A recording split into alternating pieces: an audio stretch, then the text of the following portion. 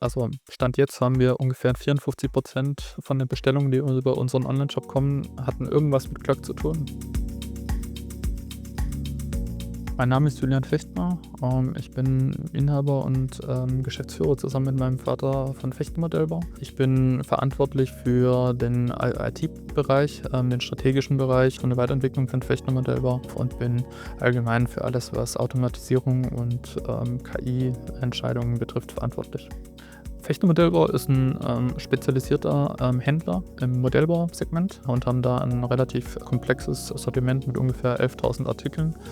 Und unser Ansatz ist es tatsächlich, eine One-Stop-Shopping-Experience für unsere Kunden anzubieten. Das heißt, wir versuchen alle Bedürfnisse, die ein Modellbauer hat, von einem kleinen Widerstand bis hin zu einem kompletten Bausatz oder einem Fertigmodell anzubieten. Und das Unternehmen wurde 1994 von meinem Vater gegründet. Recht frühzeitig angefangen, als das ganze Thema E-Commerce aufgekommen, mit einfachen Sammelbestellungen. Und in dem Zug sind wir in 2016 auf Shopware 5 umgestiegen.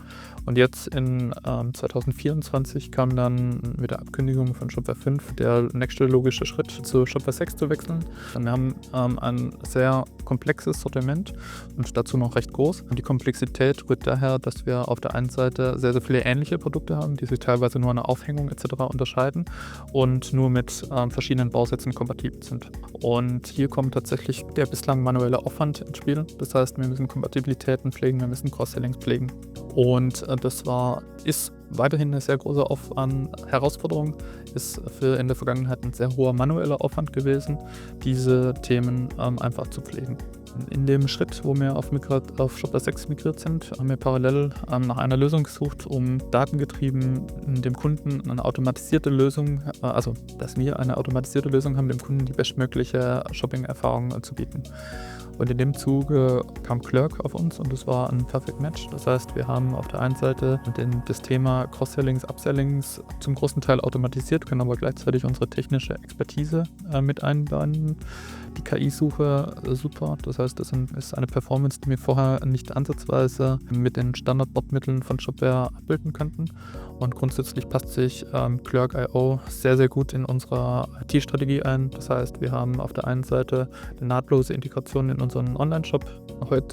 Stand jetzt haben wir ungefähr 54% von den Bestellungen, die über unseren Online-Shop kommen, hatten irgendwas mit Clerk zu tun. Das heißt, entweder wurden Produkte über die Recommendations ausgewählt oder sie wurden über die KI-Suche gefunden. Es ist aber ein sehr, sehr gutes Signal, dass man sieht, wie oft Clerk.io tatsächlich oder wie intensiv Clerk.io von unseren Kunden genutzt wird. Und das zeigt auf jeden Fall, dass wir da auf einem sehr, sehr guten Weg sind. Es gibt verschiedene Touchpoints, wo tatsächlich Clerk genutzt wird. Wir haben auf der einen Seite unsere Omnisearch. Das ist mittlerweile eigentlich so mit unser zentrales Modul, was wir nutzen von Clerk.